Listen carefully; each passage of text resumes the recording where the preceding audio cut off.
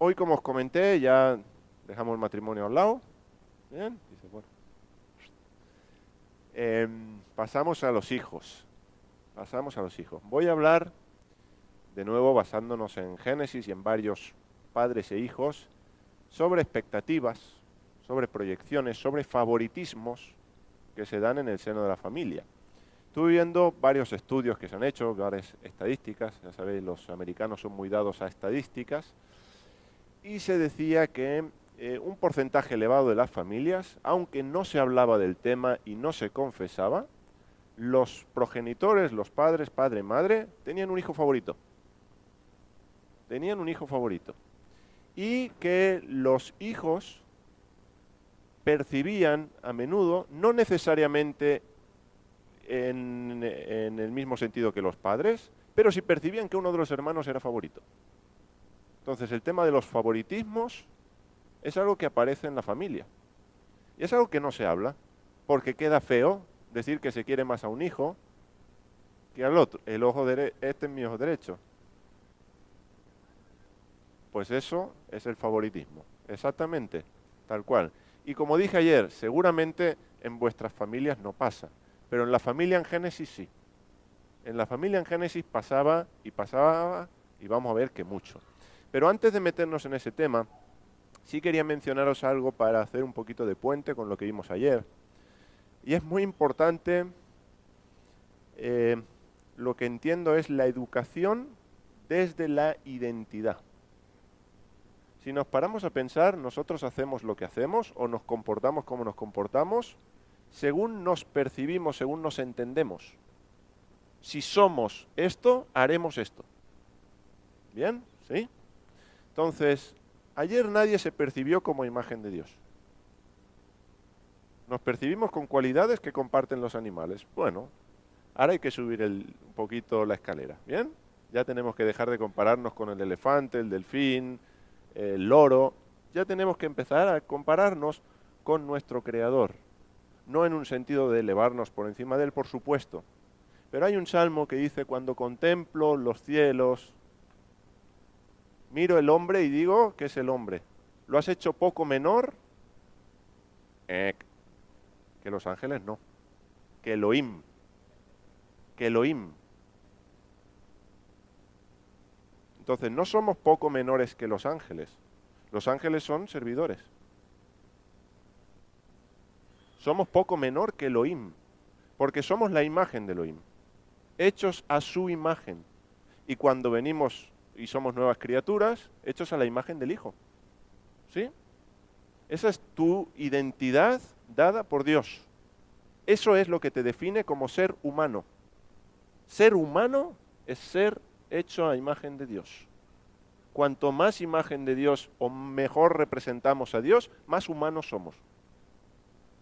Luego, esa identidad que tiene que estar en nosotros y tiene que estar clara, es una identidad que tenemos que transmitir a nuestros hijos. Ellos son imagen de Dios, aunque midan 40 centímetros, aunque midan 1,80 m, aunque midan 1,80 m, no pasa nada, son imagen de Dios. Sean como sean, porque la imagen de Dios no depende de ciertas características que tienen los animales. Depende de que hemos sido creados para señorear, para dominar, para representar a Dios en esta creación. Y nuestros hijos tienen también esa misión. Y hemos de educar desde esa perspectiva. Tú eres esto. Por lo tanto, como tú eres imagen de Dios, esto es lo que te es propio a ti, no esto. Esto es propio a aquellos que no son imagen de Dios. Esto es propio de los perritos. Yo como tengo niños pequeños, esto lo hacen los perritos, no alguien que es imagen de Dios. Tú tienes que representar a un rey de reyes. Y esto, ¿qué hace con el ser humano? Lo eleva. Le da la conciencia de que tienes algo importante que hacer en este mundo. Algo muy importante. De hecho, diría, es lo más importante. Porque es la misión de Dios para el ser humano. Entonces, como padres, aún hijos que tenéis adultos, eso no termina. Se puede seguir transmitiendo el eres imagen de Dios. Tengan la edad que tengan. Recuerda que representas a Dios. y esto que estás haciendo no le representa. O esto que estás haciendo le representa. Y así con vuestros hermanos y hermanas. Asun, te vas a ir de este campamento siendo imagen de Dios. ¿Entraste? ¿Cuál era tu cualidad? ¿Era paciente? Paciente, dijiste. Paciente como otros animales. Pues mira, entraste siendo paciente como un perrillo y te vas siendo imagen de Dios. Plan renove del que hablaba Neftalí. ¿Has visto qué bien? Nos das tu coche viejo, te damos uno nuevo. Maravilloso. ¿Quién no quiere eso? Así que todos y cada uno de los que estáis aquí, hermanos y hermanas preciosos, queridos, sois imagen de Dios. No es algo que tenéis, es algo que sois. Es vuestra identidad. Y es la identidad de vuestros hijos y de vuestras hijas. Qué bonito ver al otro como imagen de Dios, ¿no? Uf. Si nos viéramos así los unos a los otros, estar delante de la imagen de Dios, a mí se me ponen los pelos de punta, ¿eh? Te voy a tratar con un poco más de cariño la próxima vez que te vea. ¿Sí? Bueno, pues educar desde la identidad y que los niños sepan quiénes son como pueblo de Dios ya. Hablábamos con Asun, y esto es algo que entiendo que dependiendo de los contextos pueden no acabar de entenderse, no pasa nada si pensamos diferente, está bien, pero un niño que nacía en el pueblo de Dios, en Israel, ¿tenía que pasar a ser pueblo de Dios? ¿O ya era pueblo de Dios? Le decía a Asun, tú ya lo sabes, tú ya tienes la respuesta del examen. ¿Qué habéis hecho, los que habéis nacido en España, de padres españoles, qué habéis hecho para ser españoles? ¿Algún examen? ¿Alguna confesión de fe? ¿Yo acepto la nacionalidad española? No, ¿esto quién lo tiene que hacer? Alguien que no es español, ¿cierto? Los que no habéis nacido en España y habéis asumido la ciudadanía española, el examen, estudiar la Constitución. ¿Los españoles tenemos que estudiar la Constitución? Antes en algunos contextos, pero ¿cuántos españoles saben la Constitución? ¿El extranjero la tiene que estudiar? ¿Alguien que nace en el pueblo de Dios tiene que estudiar la Constitución? Ya se comparte. Se espera, se supone que en la familia que pertenece al pueblo de Dios, la Constitución de Dios se vaya compartiendo en la familia. ¿Quién tiene que jurar la Constitución? Alguien que no es del pueblo de Dios. Luego, los hijos que nacen en familias que están en pacto con Dios, que forman parte de la familia, que se instruye, ¿tienen que jurar la Constitución? ¿O tienen que darse cuenta que ya son pueblo y vivir como son? Luego es educar desde la identidad. Tú eres Israel, tú eres pueblo de Dios, tú estás en pacto con Dios, tú has sido salvado por Yeshua, por Jesús. Vive como tal. Haz honra a quien eres. No te degrades. Entonces, ese entendimiento de quién somos en Cristo también se tiene que transmitir a nuestros hijos. ¿Quién eres en Cristo? Compórtate como tal. Y eso hay muchas cosas que ayudan. Otras que siguen estando y que hay que trabajar porque el corazón es el corazón y nuestros niños también lo tienen. Pero transmitirles quién son como pueblo de Dios y como parte del pueblo de Dios. No como extranjeros que ya aceptarán que si entran al pueblo o no. ¿Bien? ¿Sí? ¿Se entiende? Otra cosa que estoy de acuerdo, pero ¿se entiende? Muy bien. Vámonos ahora sí con las expectativas, los favoritismos, y nos vamos a ir a Génesis 4, porque son los primeros hijos que aparecen. Caín, Abel, Set, ya Set viene luego, no de penalti, pero viene luego. Y cuando llegamos a Génesis 4, ahí leemos Génesis 4:1, dice, y el Adán, y el ser humano, en este caso la parte masculina del Adán, conoció a Eva su varona, y concibió y engendró a Caín, y dijo, adquirí varón con Adonai o para Adonai, para el Señor, y en el 2 dice, y continuó para engendrar a su hermano, a Abel. Probablemente en la traducción que tú uses de la Biblia no te dice y continuó para engendrar, pero esto es lo que dice el texto hebreo. Entonces, vamos ahora a ponernos en una situación y es el parto de Eva. nos vamos a ir en una máquina del tiempo y estamos asistiendo, somos comadrones, comadronas del parto de Eva. Si tú estás en el parto de Eva y nace Caín, y luego dice, y continuó para dar a luz a Abel, ¿qué significa eso? Que son gemelos o mellizos, que van seguidos, ¿no? Entonces, sacas a Caín, y después, ¡uy, sorpresa! Hay otro, porque ecografías no había en aquella época. La primera ecografía de la historia, ¿sabes cuál fue? La de Esaú y Jacob. 2 naciones hay en tu vientre. Primera ecografía de la historia. Pero aquí no tenemos ecografía todavía. Entonces, ¿a Abel se le espera? A Abel no se le espera. ¿A quién se espera? A Caín. ¿Qué le dice Dios a Eva en Génesis? Génesis 3. Parirás con dolor. Sí, ¿qué más le dice? ¿Es verdad? Parirá con dolor. Ese parto ya dolía. No había epidural además. ¿Qué más le dice? Acerca de la simiente. Venga, lo sabemos, no es un examen, ¿eh? Nos dejaron de los sudores fríos, que esto no es... Lo conocéis. Herirá el calcañar, la simiente, y pondrá enemistad entre tu simiente. ¿Cuántas simientes? La de la serpiente, pero la mujer, ¿cuántas simientes? Simiente en singular. ¿Cuántos hijos se esperan? 1. Abel no se le espera, pero Abel nace. ¿Sobre quién tenía Eva la expectativa, vamos a decirlo así, mesiánica? Es decir, de que vencería a la serpiente. Sobre Caín. Caín, claro, es el primer asesino, un fratricida, mata al hermano. Ya hablaremos de esto esta tarde seguramente, si Dios lo permite. Pero, ¿Caín qué significa? Lo dice el texto, ¿eh? No hay que saber hebreo para esto. Sabemos, dice, dio a luz a Caín y dijo, por voluntad de Jehová he adquirido varón. Este verbo he adquirido es de la misma familia que el nombre Caín en hebreo. Sí, están emparentados, son de la misma familia. Por lo tanto, Caín significaría algo así como adquirido. ¿Es un nombre bonito o no?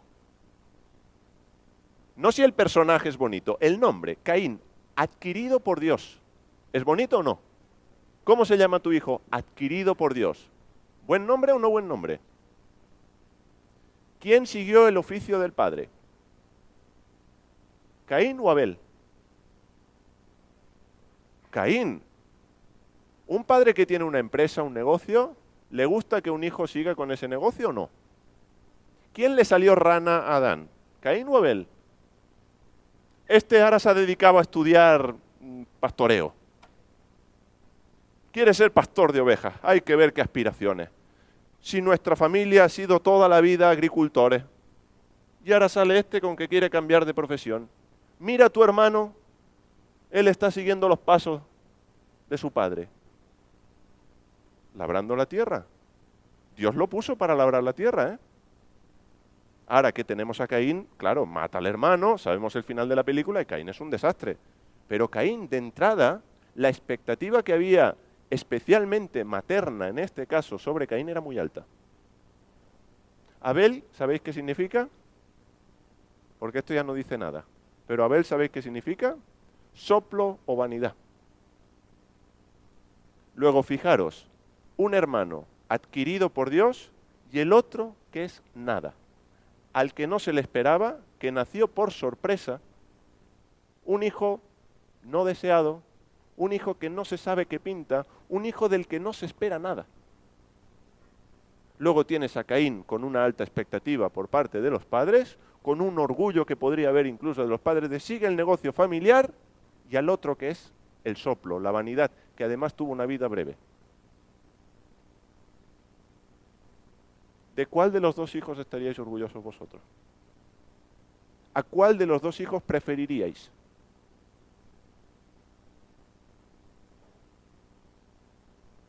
Yo por ahora me quedo con el asesino.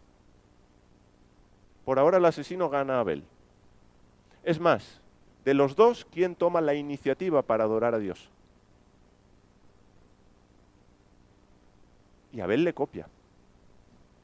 Qué rabia da entre hermanos cuando uno tiene una idea y el hermano, además el pequeño, que no es el primogénito, Caín es el primogénito con la importancia que tiene la primogenitura en la Biblia, ahora viene este y me copia. La idea ha sido mía, sin vergüenza. Ahora vienes tú a adorar a Dios. Y decimos que Caín trajo una ofrenda mala, ¿no? ¿Verdad? Trajo... ¿Por qué? Eso no lo dice la Biblia. Eso lo dice la tradición judía. Que trajo unas pocas semillas de lino, por ejemplo. ¿Eso dónde está en la Biblia? Si Caín quería recibir el favor de Dios, ¿vosotros pensáis que Caín era medio lila y trajo 4 cosas esperando que Dios lo bendijera? Caín trajo una buena ofrenda porque quería la bendición de Dios. Otra cuestión es que en su ofrenda no había derramamiento de sangre y era necesario el derramamiento de sangre por la tipología de ofrenda, pero Dios no rechaza la ofrenda de la agricultura. Si no, mira el sistema levítico de ofrendas. También había el producto del campo que se traía a Dios. Entonces, de entrada, la ofrenda no es algo que Dios dice, es que tú me has traído verdura y a mí la verdura no me gusta. Yo prefiero el cordero a la brasa. No era eso. Entonces, Caín, adquirido por Dios, el primogénito, aquel de quien Eva esperaba que lo redimiera. Y Dios se lo va a decir, si bien hicieres, ¿no serás enaltecido? Arrepiéntete, haz el bien y yo te voy a enaltecer, ¿eh? Es decir, no era un invento de Eva. Era algo que si se hubiese conducido conforme a la idea de Dios, Caín hubiese redimido a la humanidad. Hubiese matado a la serpiente. Pero Caín no era el Mesías, en mayúscula. ¿Y qué hace Caín? Mata a quien no era, se equivocó de serpiente, mató al hermano. ¿Qué produjo entonces esas expectativas, esos favoritismos de los padres hacia los hijos? Problemas entre los hermanos, envidias entre los hermanos, celos entre los hermanos. ¿Cuál fue el sumum? El favoritismo de Dios por Abel. Y eso es lo que, perdonadme la expresión, cabreó a Caín. Porque el lenguaje bíblico, las expresiones que utiliza para Caín son muy fuertes en cuanto al enfado. Y en medio del enfado Dios le habla. No estaba en un culto de oración, ¿eh? Estaba muy enfadado y es capaz de escuchar la voz de Dios. Cuando nosotros tenemos que cerrar los ojos, Señor, no. En pleno de un buen cabreo, Dios le habla a Caín. Ahora, él no puede aguantar eso. Él no puede aguantar las consecuencias que trajo. No vamos a entrar en eso porque sería ver muchos textos para explicar qué pasó ahí. Pero cuando dice que Dios miró a Abel y a su ofrenda, tiene que ver con que le bendijo en cuanto al ganado, en cuanto a la producción del ganado. Abel prosperó económicamente. Caín no. Caín se arruinó. Entonces, ¿cómo llevó la frustración? Muy mal. ¿Cómo lleva un hijo que es educado por todo lo alto por sus padres la frustración? Muy mal. A día de hoy, en nuestra sociedad, la manera de educar a los hijos que se les eleva, se les da todos los derechos y todos los privilegios sin las obligaciones, sin las responsabilidades y se elimina a consecuencia. En el momento que viene la frustración, tenemos crisis de ansiedad, tenemos toda una serie de problemas psicológicos que hace unos años eso no existía. Y es que hemos invertido las cosas. Estamos educando a Caín. Y luego no queremos que Caín haga lo que hace. Pues tendremos que cambiar la educación de Caín. Aunque haya incluso cosas dadas por Dios a nuestros hijos, como ya veremos en otros hijos, no podemos educarlos como si fueran con una expectativa más allá de sus posibilidades. No solo es que vas a aplastar la serpiente, es que tiene que haber en ti un comportamiento para que llegues a eso. No solo los privilegios, no solo la grandeza, no solo el nombre adquirido por Dios, y además en comparación con el hermano, pues ya eres lo más de lo más. Entonces tiene que haber un balance en la educación. Las dos tarjetas. Tenemos que decirle a nuestros hijos, eres imagen de Dios, pero a veces tocará decirle a nuestro hijo, y entendedme, eres un gusano. No te suba a la parra. equilíbrate, porque si no, acabará pasando lo de Génesis 3. Querrán ocupar el lugar de Dios. Y no son Dios, son la imagen de Dios. Bien, entonces ahí tenemos Caín y Abel, el primer caso de esas expectativas. Claro, no hablamos de Abel, ¿eh? El hijo no esperado, el hijo no deseado, hijos que nacen, que ya era, no, queríamos 3 y vino un cuarto. Y al cuarto pues no lo vamos a echar de la familia, ¿no? Habrá que quererlo. Pero ya no es lo mismo, o a veces al revés, no es el primogénito. Fijaros, la Biblia siempre nos habla de darle lugar al primogénito, incluso si había varias esposas, no darle lugar, preferencia a otro hijo, sino que aunque el hijo primogénito fuera de la no amada, era el primogénito. Luego vamos a ver que por diferentes motivos esto no se cumple en Génesis. Que el primogénito nunca recibía el derecho de primogenitura. Siempre pasaba la pelota, esto digo, Dios jugando a los trileros. ¿Dónde está la bolita? Porque el primogénito nunca va a recibir el derecho de primogenitura. Caín era el primogénito. Pero, a causa del asesinato, queda descalificado. La primogenitura hubiese pasado a Abel, pero claro, muerto no puede heredar mucho. ¿Qué ocurre entonces? Que dice en el 4:25, si no recuerdo mal, y conoció Adán otra vez a su varona, ahora hemos cambiado ya así de parto, ¿sí? Ya no estamos en el mismo parto, conoció Adán otra vez a su varona y engendró un hijo, y ella llamó su nombre Set. ¿Por qué? Me sustituyó Elohim, me sustituyó Dios, otra simiente, en lugar de Abel. Y aquí que aparece entonces, Set significa sustituto, Set y Shatli, que es lo que aparece en hebreo, de la misma familia, por eso el nombre, y es el que viene a reemplazar a. Es el hijo que viene a ocupar el lugar de una pérdida. Entonces no tiene identidad por sí mismo, si os dais cuenta. La identidad es el reemplazo. Tú has venido a ocupar el lugar que dejó tu abuelo, que dejó un aborto, que dejó, y tú eres el reemplazo, eres el sustituto. Mira, estabas en el banquillo, te tocó salir a jugar, pero estabas en el banquillo, no eras titular. Y eso también marca una identidad. Yo soy el segundón. ¿Quién soy yo? Yo vengo a ocupar el lugar de otro, no tengo una identidad propia. Pero es curioso que de los tres, del único que se va a decir que tiene la imagen de Adán, ¿quién es? Set. Y decimos, bueno, ya tiene la imagen caída de Adán. Adán es imagen de Dios. ¿Qué transmite? Imagen de Dios. Luego es el sustituto, pero que tiene una identidad propia. La imagen de. Lo que os decía al inicio. Educar en identidad. No solo venimos a reemplazar. Nuestros hijos no han venido a ocupar el lugar de. Nuestros hijos ocupan ya un lugar ellos por sí mismos. Tienen una identidad propia. Y hay que encontrar como padres, y que Dios nos dé sabiduría, para saber qué lugar ocupan dentro del pueblo de Dios. ¿O es que solo tenemos dones los adultos? ¿No? Dice, a unos Dios le dio este don, y pensamos en, de 30 para arriba empieza Dios a repartir dones. ¿No? Ya has cumplido los 30, ahí viene el don. ¿No? Ya tienen capacidades, ya tienen cosas que Dios les ha puesto, que están en ellos, que podríamos decir innatas. Ya tienen una personalidad, ya tienen un temperamento, que se irá desarrollando, claro.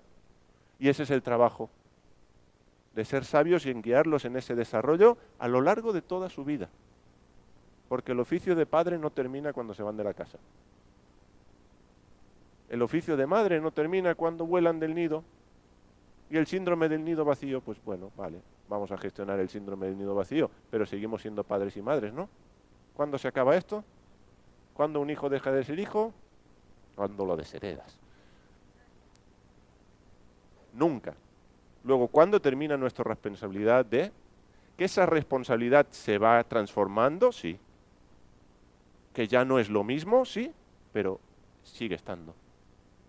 Sigue estando ese transmitirles la identidad, quién son en nuestro Mesías. Dice Gálatas 4:19, hijitos míos, por quienes vuelvo a sufrir dolores de parto, hasta que Cristo, hasta que el Mesías sea formado en vosotros. Pregunta, ¿sufres dolores de parto hasta que Cristo sea formado en tus hijos?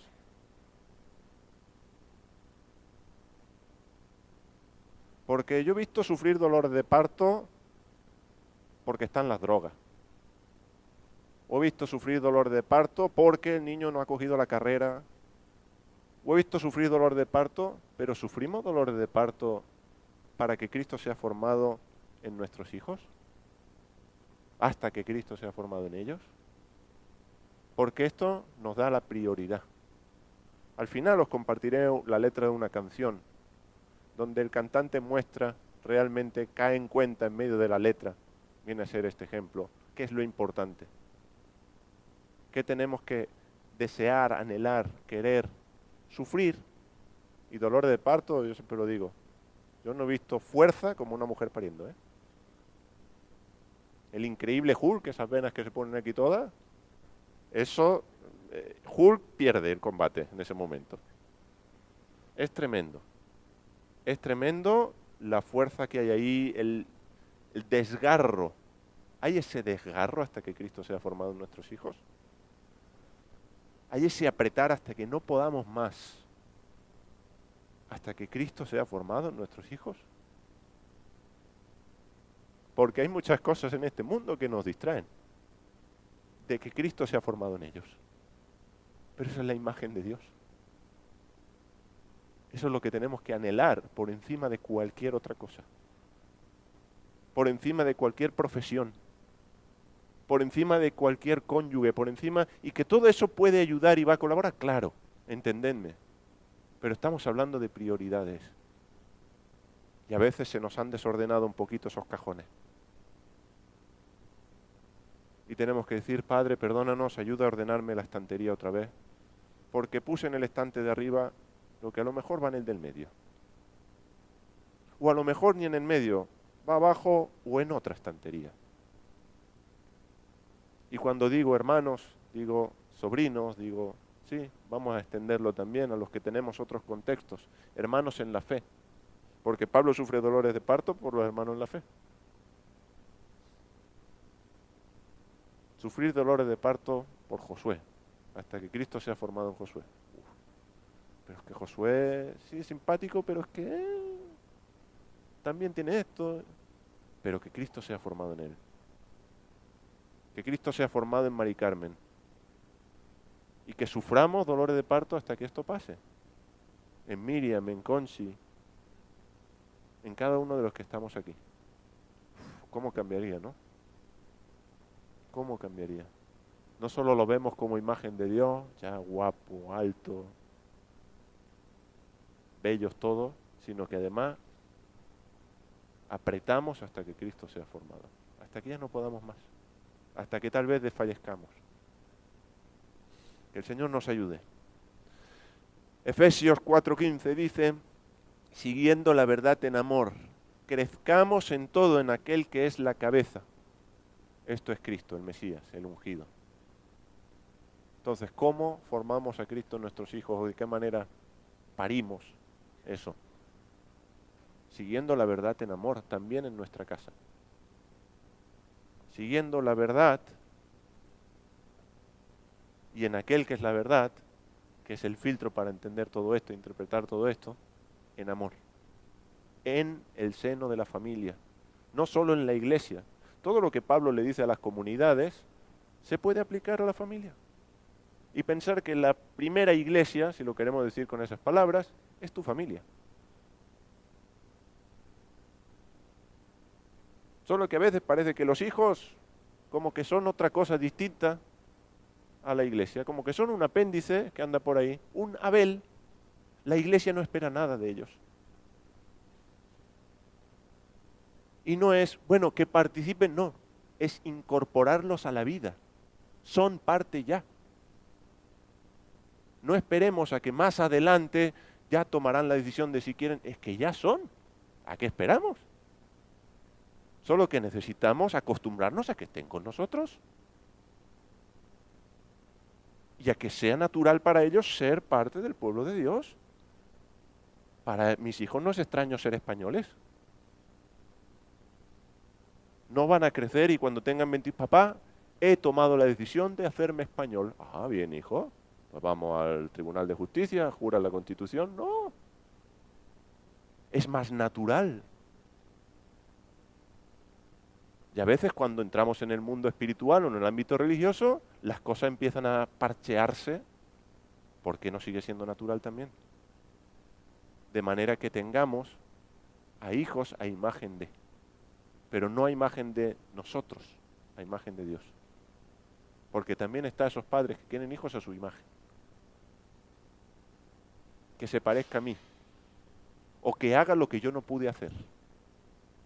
Y tienen que gestionar las frustraciones de los adultos, los sueños de la infancia. Yo no alcancé, yo no logré, que él llegue, que él alcance. Pero ¿desde qué base lo estamos impulsando? ¿Desde la base que nosotros no lo logramos? Como yo no llegué a estudiar, que él tenga una carrera. Y que sea, ¿sabéis qué garantiza tener un título universitario? Tener un título universitario garantiza que tiene un título universitario. ¿No garantiza más? ¿Cuántos tienen título universitario y no prosperan? ¿O no tienen, o no están trabajando de lo que estudiaron? Entonces, ¿no valdrá más que tengan ciertas cualidades del reino para que luego, independientemente de la profesión que acaben desarrollando, puedan expresar a Dios ahí? ¿Qué buscamos? ¿Un buen futuro? ¿Pensamos en su futuro o en su eternidad? Tenemos que pensar en su eternidad, en su trascendencia. Que Dios le da un buen empleo, bendito sea su nombre. Que puedan ganarse la vida honradamente. Como decimos, que sean hombres y mujeres de bien, ¿no? Que sean hombres y mujeres de bien, claro, mejor que sean de bien que de mal. Pero que por encima de ser de bien o de mal puedan expresar a Dios, porque esto va más allá de ser de bien. Hay personas de bien, pero no expresan a Dios, no le representan, no son conscientes de que son imagen de Dios y tienen la misión de representarle. Y esto es una de las cosas que tenemos que transmitirle a nuestros hijos. No nuestras frustraciones, no nuestras expectativas. No, es que tenemos palabra de Dios de que va a ser un hombre de Dios. Bendito sea Dios. También la tenía Rebeca e Isaac y nos vamos con ellos. Primera ecografía de la historia, ahora sí. Nos vamos a Génesis 25. Isaac y Rebeca. Ya vemos que ninguna familia era perfecta en Génesis, ¿eh? Ya eso nos consuela un poquito, ¿no, Asun? Digo que ya vemos que ninguna familia era perfecta en Génesis. Nos consuela un poquito. No, a día de hoy tampoco. Pero imagínate que llegan a ser perfectos ellos. Casi, casi perfecto. Algunos casi. Bueno, vamos a Génesis 25. ¿Vamos bien?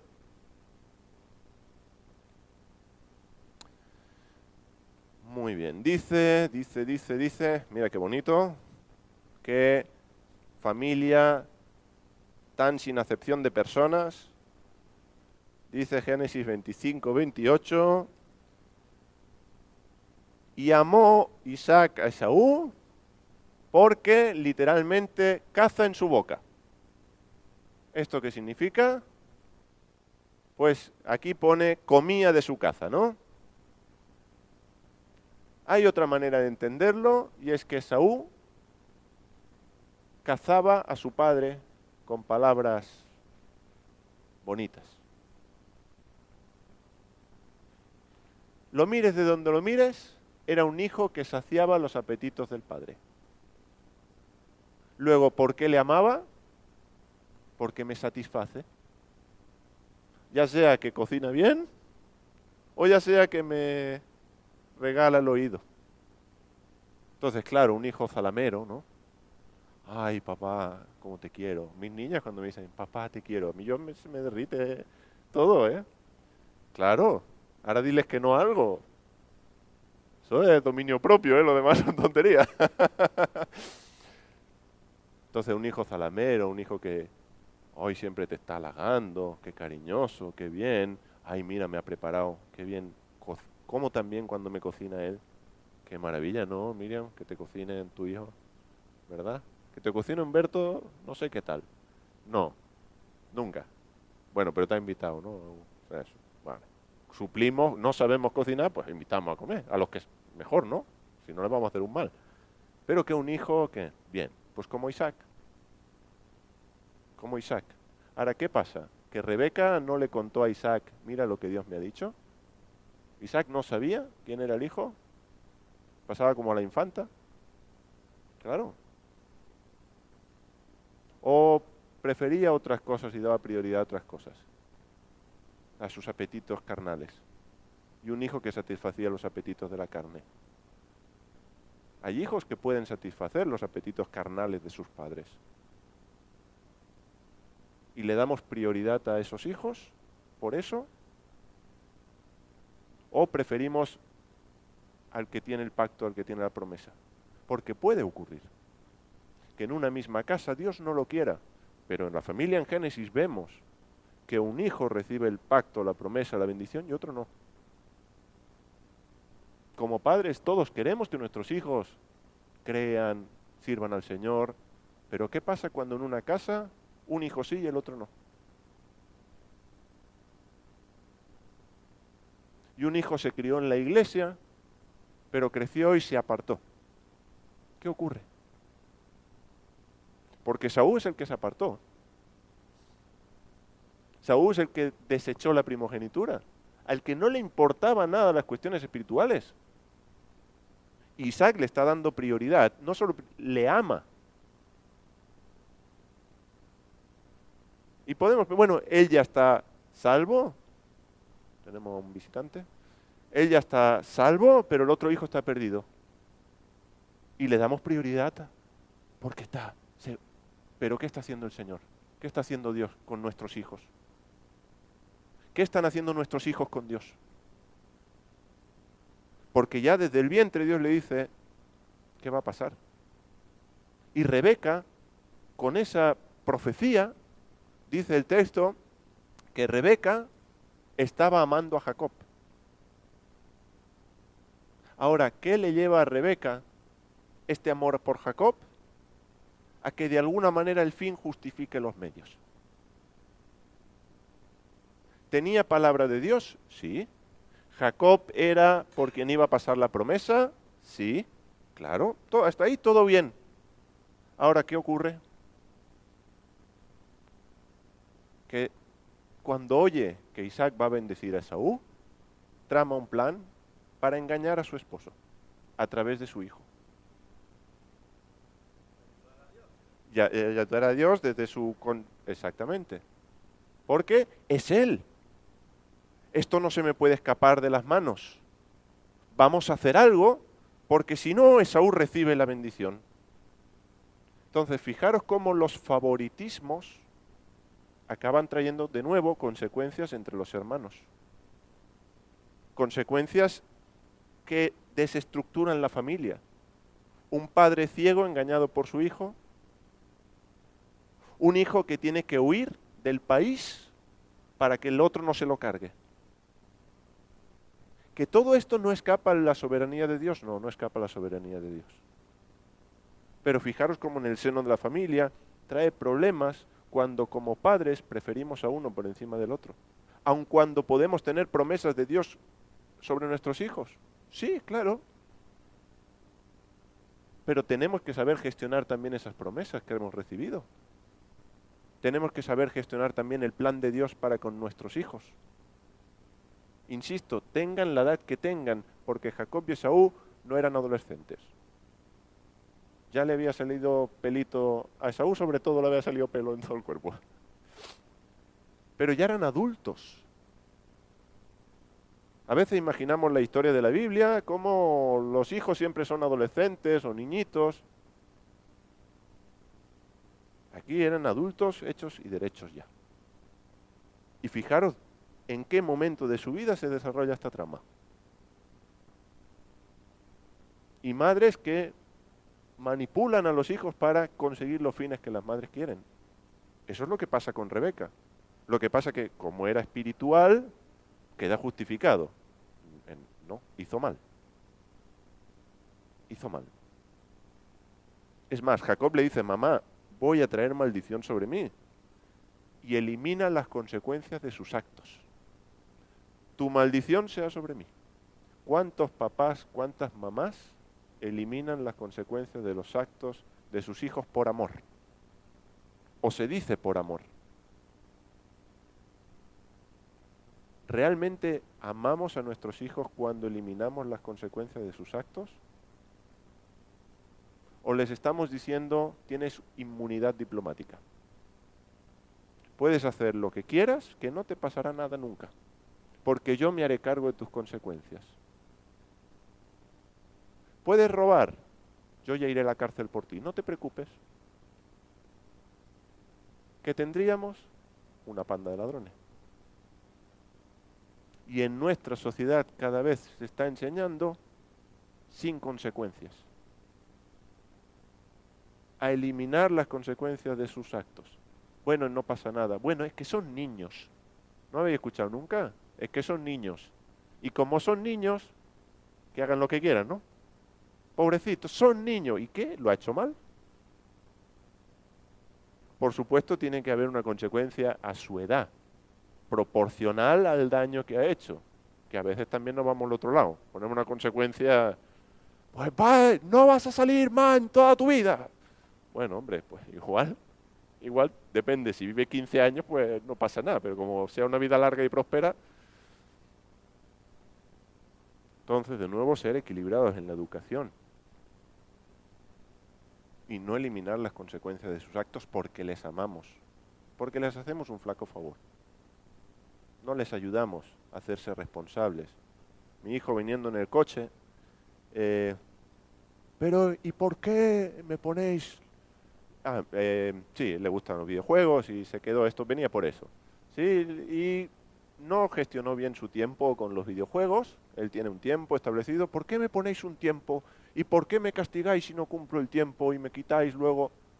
Digo, bueno, hijo, ¿qué queréis conseguir con eso?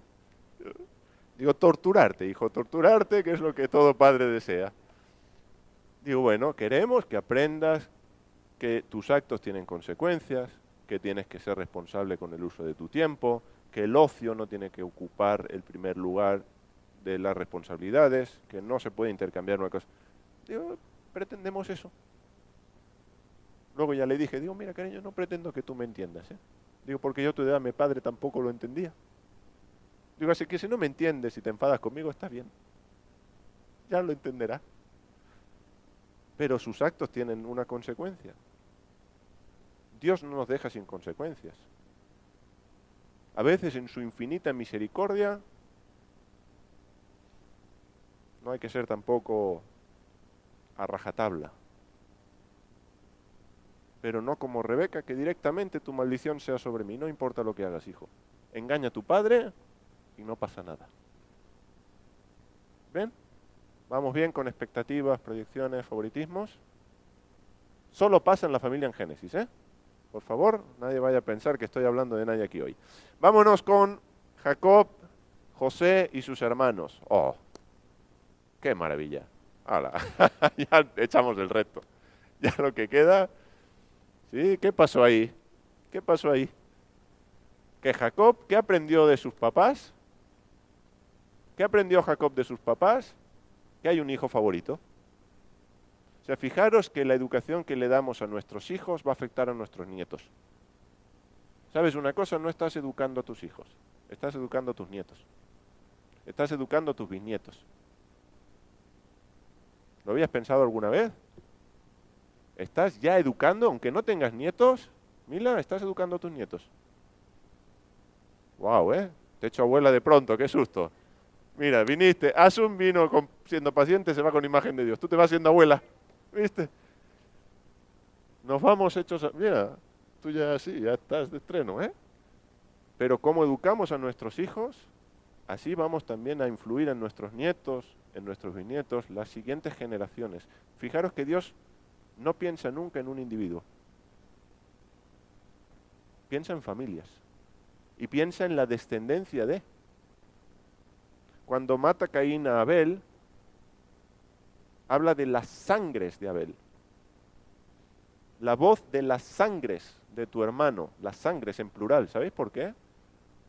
Porque no es solo la sangre de Abel, es la sangre de Abel y de todos aquellos que podían descender de Abel. Cuando tú quitas una vida, no quitas una vida. Quitas esa vida y todas las que vienen después. Y cuando salvas una vida, no salvas una vida. Salvas el mundo. Porque salvas a esa persona y todos los que esa persona va a afectar. Sea físicamente, sea socialmente. Siempre trae consecuencias a otras generaciones. Y Jacob aprendió de sus padres. Podemos hacer acepción con los hijos, hay hijos favoritos. ¿Y qué hace con José? Dejar patente y bien claro delante de todos los hermanos quién es el favorito. Cariño, tengo un regalo para ti.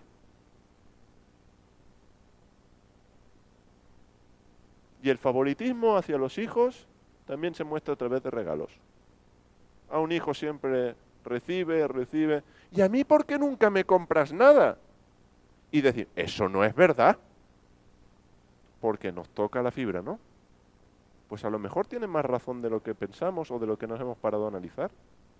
Y no nos estamos dando cuenta y estamos haciendo acepción con nuestros hijos. Porque los hijos sí perciben esas cosas. Y aún son cosas que quedan en hijos en edades adultas. Que el padre sigue prefiriendo a, o que la madre sigue prefiriendo a. No sé por qué, pero siempre perciben como favorito al otro, ¿eh? Eso también pasa. El favorito siempre es el otro, nunca es uno. Bueno, uno de los dos era el favorito. Y le regala esa túnica de colores, de mangas largas, sea como era la túnica, les está diciendo a todos los hermanos, él manda aquí. Al pequeño en ese momento, Benjamín aún no está. El pequeño en ese momento es José. ¿Y en cuántas casas se le da lugar al pequeño?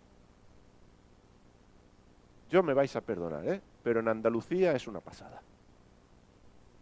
En Andalucía eso es el pequeñito de la casa. Uy, y al pequeñito se le da todo, y al pequeñito recibe, porque es el pequeño. Y el pequeño crece empoderado, como decimos a día de hoy, se empodera al pequeño y el pequeño aquello es otra cosa que por genética, temperamento, el pequeño sea lo que es, ¿eh?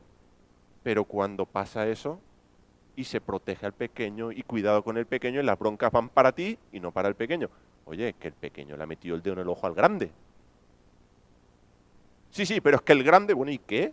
Regaña al pequeño que el pequeño lo ha hecho mal también. Sé justo en el juicio. Fijaros que una de las cosas que Dios le dice a su pueblo, que haya justicia en el juicio. ¿Sabéis una cosa? Yo os confieso, yo me doy cuenta que como padre soy un juez muy injusto. Porque a veces regaño sin ver. No he sido testigo de los hechos y ya estoy dictando sentencia. ¿No ha pasado nunca? No hemos visto lo que ha pasado, pero nos dice el hijo tal, que el hijo cual ha hecho ¿qué? Castigado. Pero si yo no he hecho nada. ¿Y cómo lo sabemos?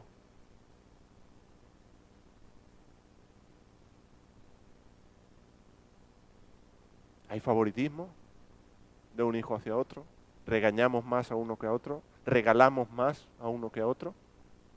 Porque ¿qué trae eso en los hijos? Ganas de matar al otro. Y no es broma. Y no es broma. No, en vuestras familias no, en Génesis. En la familia en Génesis, Caín tenía ganas de matar a Abel. Y tuvo la oportunidad, lo llevó a cabo después de una discusión.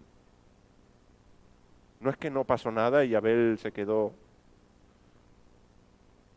No, algo pasó entre ellos. Algo le estaba enseñando Caín a Abel cuando lo lleva al campo. ¿Dónde trabaja Caín? Se va calentando. Esaú quiere matar a Jacob. Se lo quiere quitar de en medio. Morirá mi padre y me lo cargo. Y a veces nuestros hijos tal vez no digan nada o no hagan nada por respeto a, porque estamos nosotros aún deteniendo sus deseos. O tal vez no tengan la oportunidad, pero se expresará en ira, se expresará cuando son pequeños, se expresará en peleas por cosas que luego como padres diremos, ¿por qué nuestros hijos están peleando por esto? Tal vez porque han percibido que no son el hijo querido.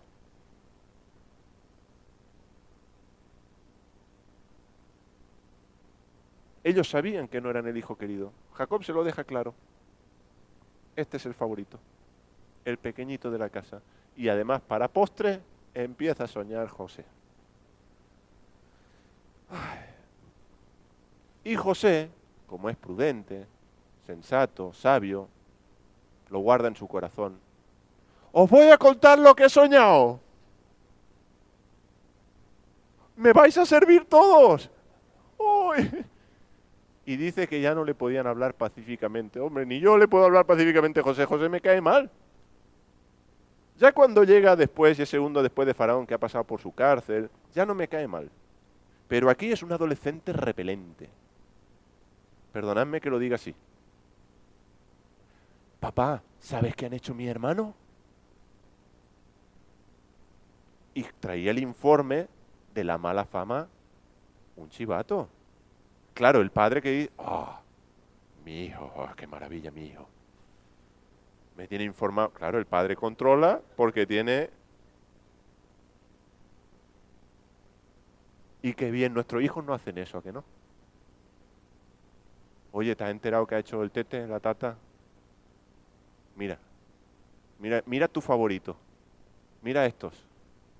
Y se quieren ganar el mérito. Y de esta manera algunos lo logran. Y ahora tenemos espías en nuestra casa, entre hermanos. La KGB en casa, el FBI, el HBO, todo. Esto es lo que trae los favoritismos, las proyecciones de los padres sobre los hijos, las expectativas paternas. Tú serás. ¿Hasta qué punto? Que José, claro, mientras son los hermanos no hay problema. Pero cuando José le dice el sol y la luna y las estrellas, sé que yo y tu madre vamos a arrodillarnos hasta ahí. No te pases. Pero fíjate hasta dónde llega el hijo. ¿Que eso venía de Dios? Sí. ¿Que eso tenía que gestionarse? También. No porque venga de Dios está todo hecho. Hay que saber gestionar los planes de Dios para nuestra vida, la vida de nuestra familia, la vida de nuestros hijos. Aunque venga de Dios, no tiene carta blanca. Uno tiene que ser sabio con aquello que viene de Dios. Jacob luego recapacita y dice, bueno, voy a meditar en esto, que a lo mejor hay algo ahí. Pero claro, ¿qué ocurre entre los hermanos? Lo sabemos. Primero se lo quieren quitar de en medio. Luego llega el hijo negociante, Judá. Dice, vamos a sacar rédito de esto, porque si lo matamos, vamos a venderlo. Y ahí empieza la vertiente comerciante de Judá, a negociar con el hermano. Esta tarde, si Dios nos permite, hablaremos de traiciones, de venganzas, de ventas entre hermanos, entre parientes, entre hermanos en la fe, y cómo gestionar eso. Porque José tuvo que gestionar eso, ¿eh? José lo tuvo que gestionar. Sus hermanos tuvieron que gestionar una culpa que les carcomía 22 años. Pero solo pasa en la familia en Génesis. Entonces no pasa en nuestras familias. Nuestras familias son la americana. Los rubios que sonríen de vacaciones 24 horas al día, 365 días al año.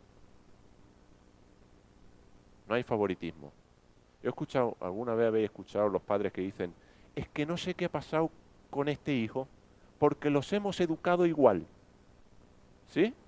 ¿De verdad? Yo tengo 3, y os garantizo que a ninguno estoy educando igual. Lo que hizo con uno no lo hago con otro, con este meto errores que no cometí con el otro, a este lo trato de una manera que no trato a este. No los educo igual, yo no sé educar igual, porque mis hijos son diferentes. ¿O es que Dios educa a sus hijos igual?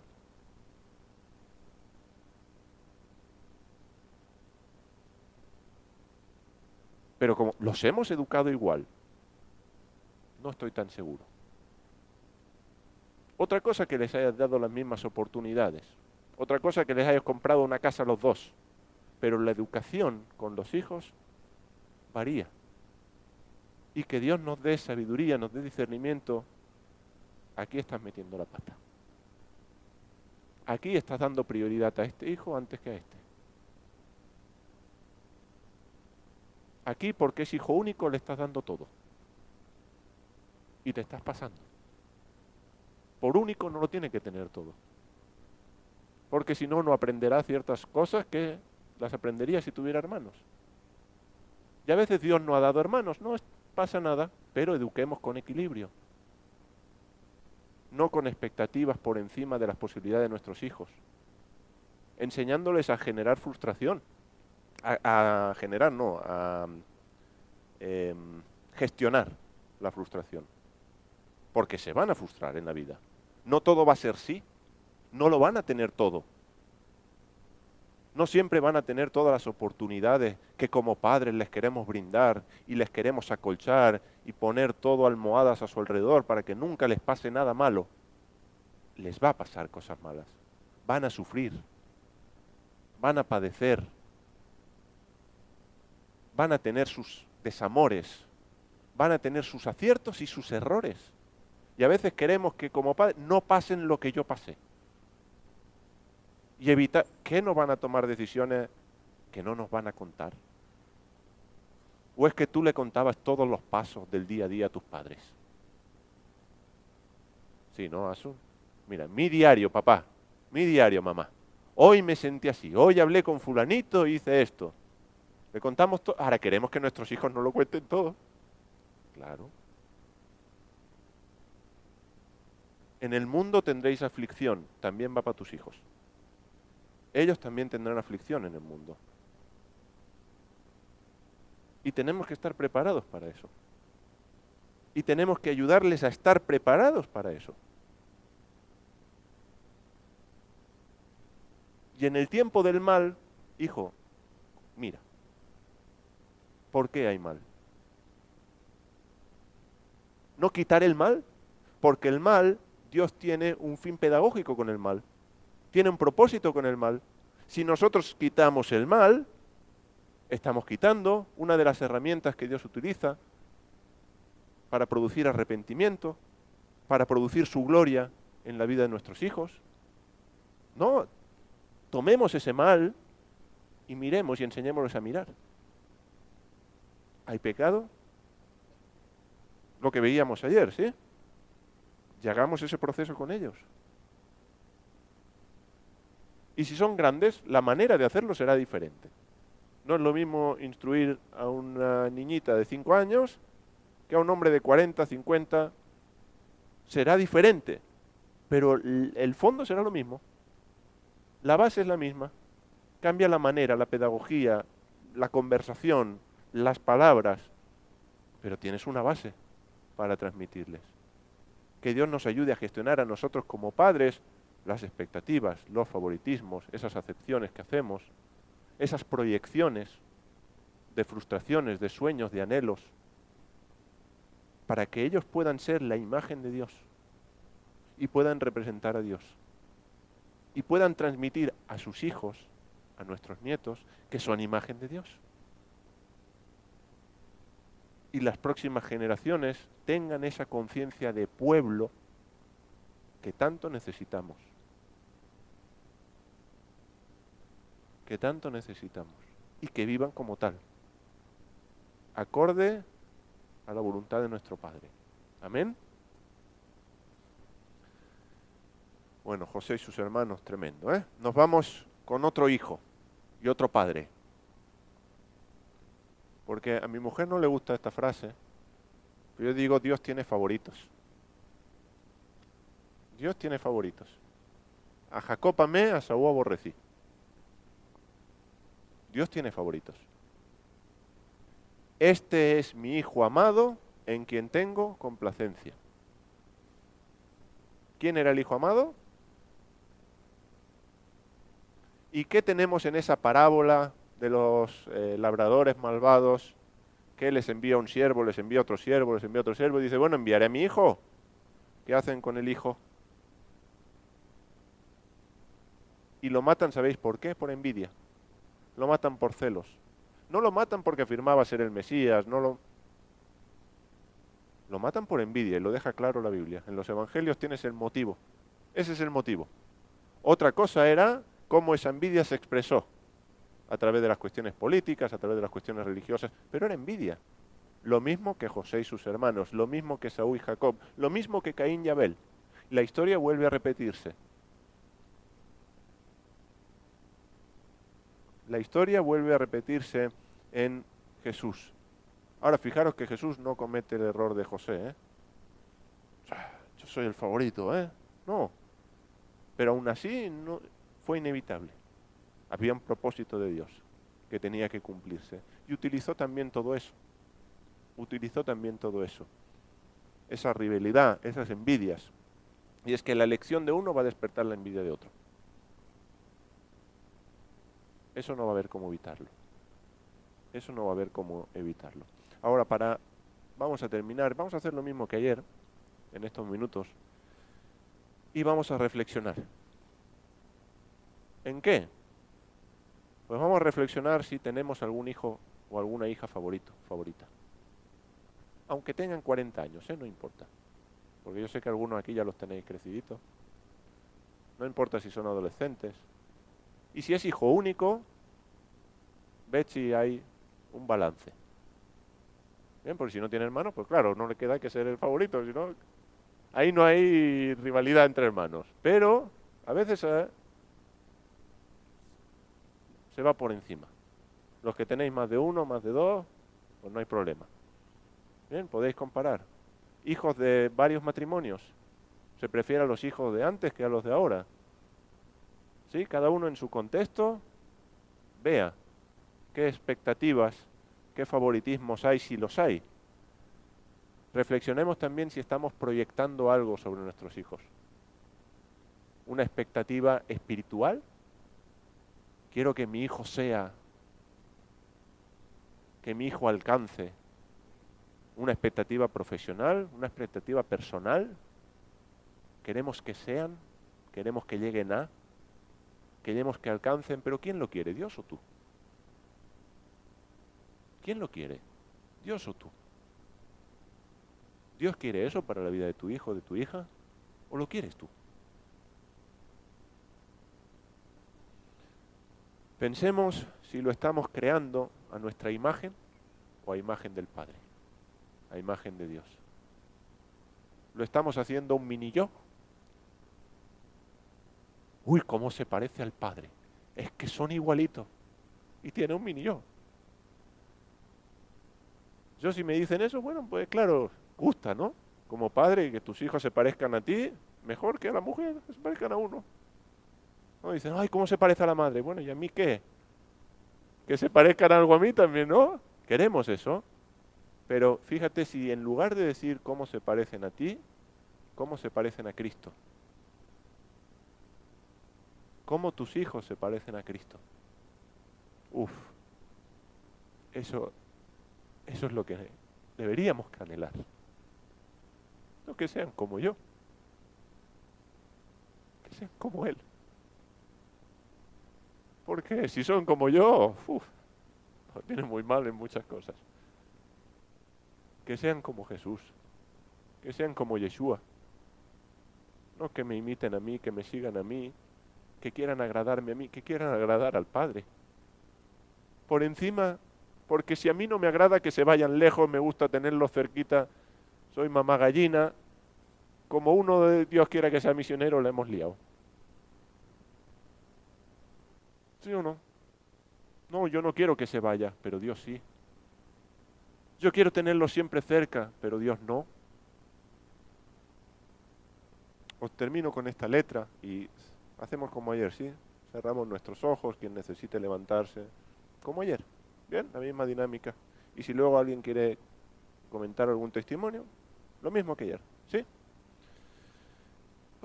En esta canción, yo no voy a cantarla por amor a vosotros, y por dignidad propia, pero dice oración por mis hijos. El cantante es Santiago Benavides, un cantante cristiano, creyente.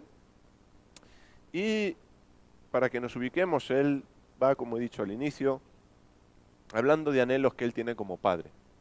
Una oración para sus hijos, que le hace a Dios. Y en un momento de la canción, yo entiendo que él como que vuelve en sí, se da cuenta realmente de lo importante. ¿Sí?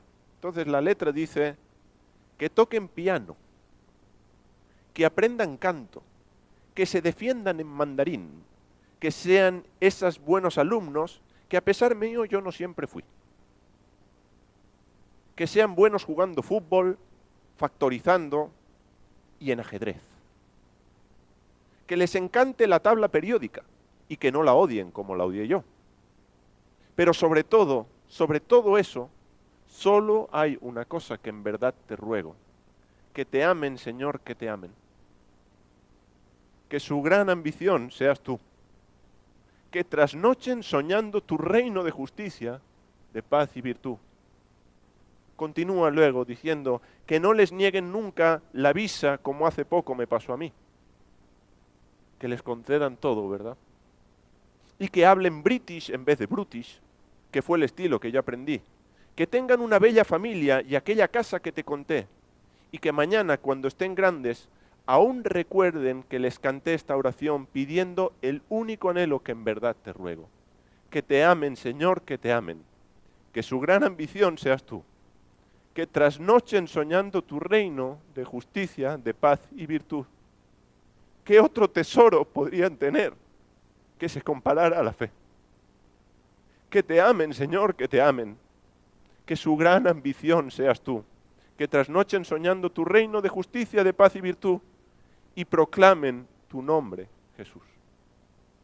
Que el Padre nos ayude a que su anhelo sea Él.